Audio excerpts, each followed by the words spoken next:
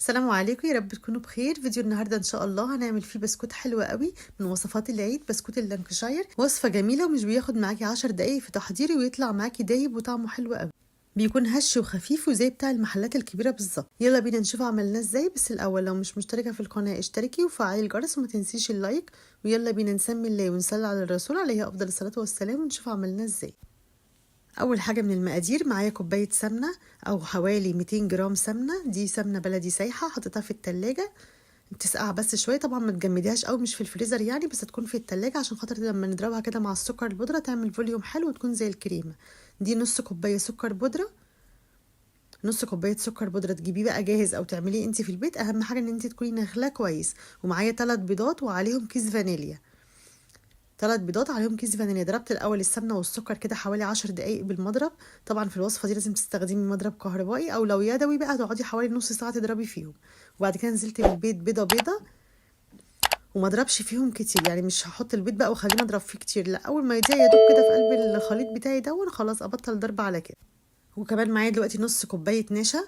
يبقى المقادير معايا كوبايه سمنه 200 جرام سمنه، ومعايا نص كوبايه سكر بودره او حوالي 100 جرام سكر بودره، وكمان نص كوبايه نشا.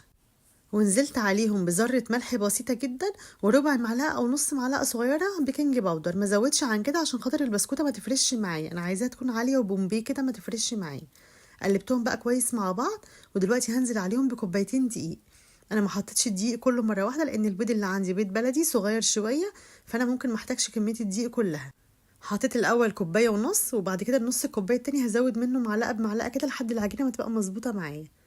انا بقلب طبعا مش بعجن، بقلب بس كده في العجينه لحد ما العجينه الاقيها لمت معايا وسابت كده من ايدي ومن البوله بتاعتي. يبقى كده خلاص العجينه مظبوطه. العجينه لسه برضو طريه معايا. زودت بقيه الدقيق اللي عندي، يعني انا كده حطيت لهم كوبايتين دقيق بس كوبايتين ممسوحين. لو انتي عامله البيض كبير خلي الكوبايتين هرميين، لكن انا حطيت كوبايتين دقيق ممسوحين. كده خلاص العجينه بقت مظبوطه. بس لازم اختبرها طبعا، الفها كذا مره بايدي كده، لو لقيت فيها اي تشققات يبقى كده لسه العجينه عايزه خدمه كمان شويه.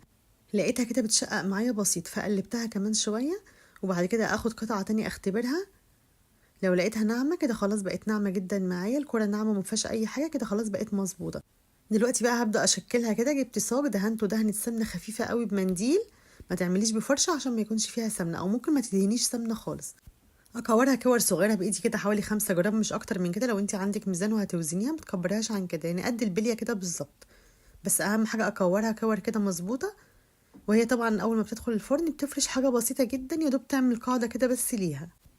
اكور العجينه كلها بقى بنفس الحجم دوت. مش عايزه اكبرها عن كده، عايزه الاحجام كلها تكون مظبوطه. وطبعا لازم احاول كده ان المسافات كلها تكون قد بعضها في الصينيه او الصاج اللي انا هخبز فيه. عشان خاطر لو مسافات واسعه او مسافات ضيقه هتلاقي المسافات الواسعه احمرت والمسافات الضيقه لسه بيضه، وكده مش هيكون سواهم مظبوط. يبقى لازم عشان خاطر الحراره تتوزع كويس تكون المسافات مظبوطه كلها ما بينهم. وفي الوقت ده انا مولعه الفرن على 170.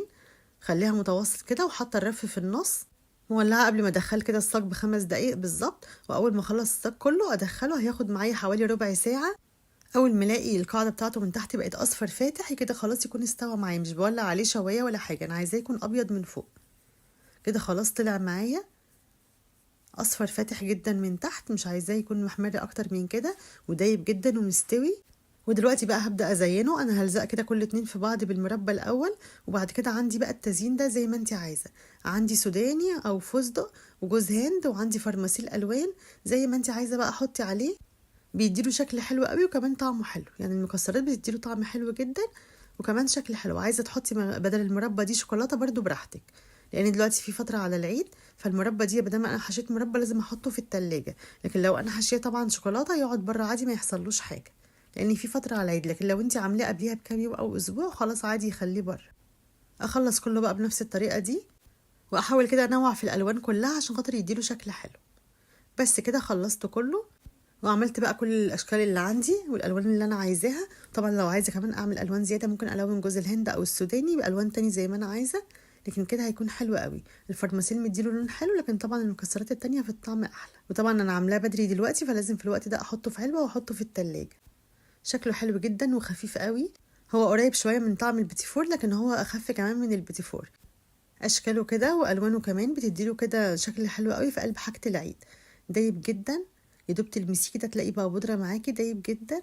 وكمان لما تحطيه كده في العلبه او في الشياله مع حاجه العيد بيكون شكله حلو قوي وطعمه كمان جميل جدا. بس كده، اتمنى تجربوه بطريقتي وان شاء الله يعجبكم. اتمنى الفيديو يكون عجبكم. لو الفيديو عجبكم ما تنسونيش باللايك والاشتراك في القناه وتفعيل الجرس عشان يوصلكم كل فيديوهاتي. والسلام عليكم ورحمه الله وبركاته. مع السلامه.